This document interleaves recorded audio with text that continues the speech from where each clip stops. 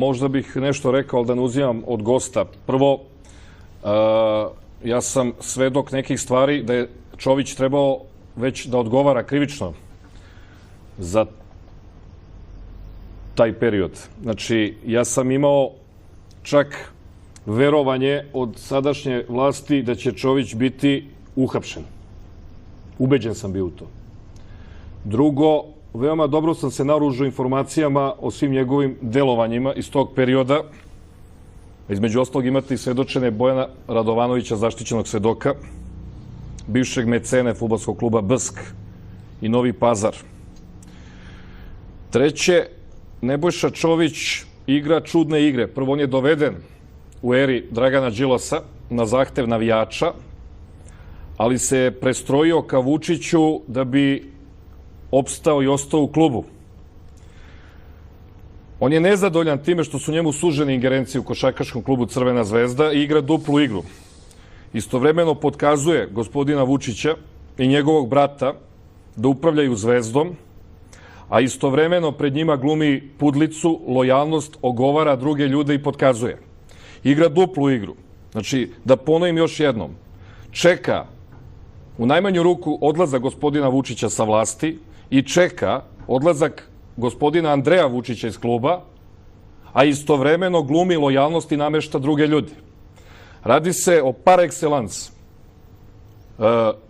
majstoru smicalica, kukavici i poltronu, koji misli, ako je preživeo i Miloševića, i Koštunicu, i Đinđića, i Tadića, i Đilasa, da će tako da preživi i Vučića. Možda će sve njih da preživi, govorim u figurativnom smislu, ali novinar Anđusa sigurno neće za ovo što je probao da mi uradi.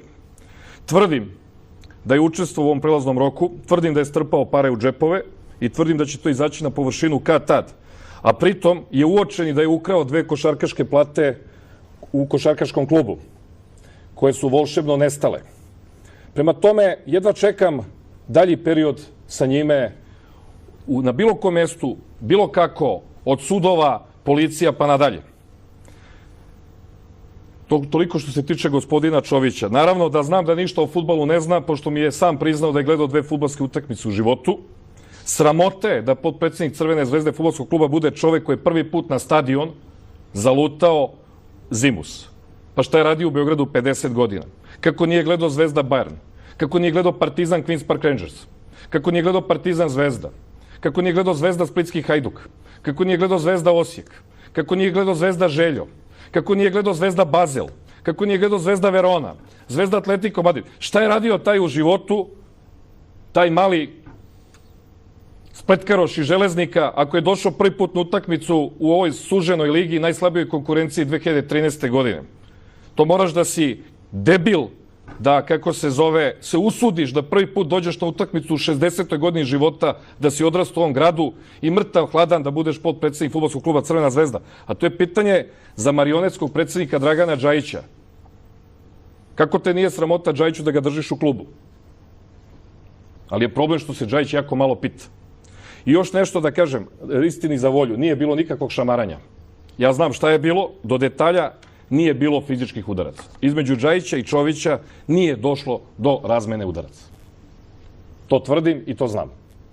Iako je bilo proturano da je bilo udaraca, čak su se neki pojedinci time hvalili i,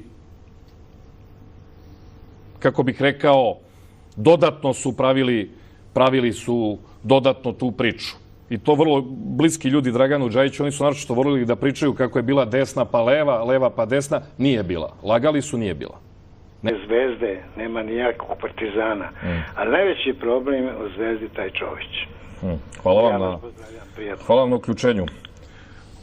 Možda bih nešto rekao, ali da ne uzimam od gosta. Prvo, ja sam svedok nekih stvari da je Čović trebao već da odgovara krivično za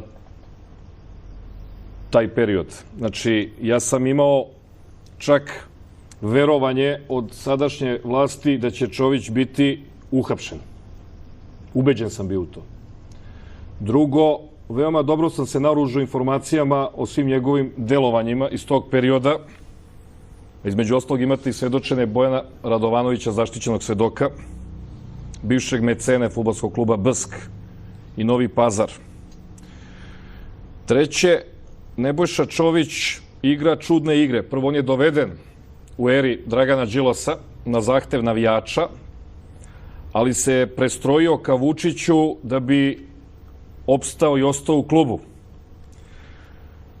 On je nezadovoljan time što su njemu sužene ingerencije u košarkaškom klubu Crvena zvezda i igra duplu igru. Istovremeno potkazuje gospodina Vučića i njegovog brata da upravljaju Zvezdom, a istovremeno pred njima glumi pudlicu, lojalnost, ogovara druge ljude i potkazuje. Igra duplu igru.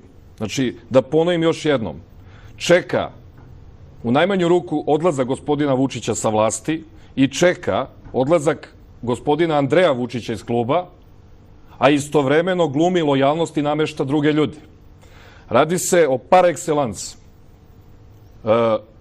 majstoru smicalica, kukavici i poltronu, koji misli, ako je preživeo i Miloševića, i Koštunicu, i Đinđića, i Tadića, i Đilasa, da će tako da preživi i Vučića. Možda će sve njih da preživi, govorim u figurativnom smislu, ali novinar Anđusa sigurno neće za ovo što je probao da mi uradi.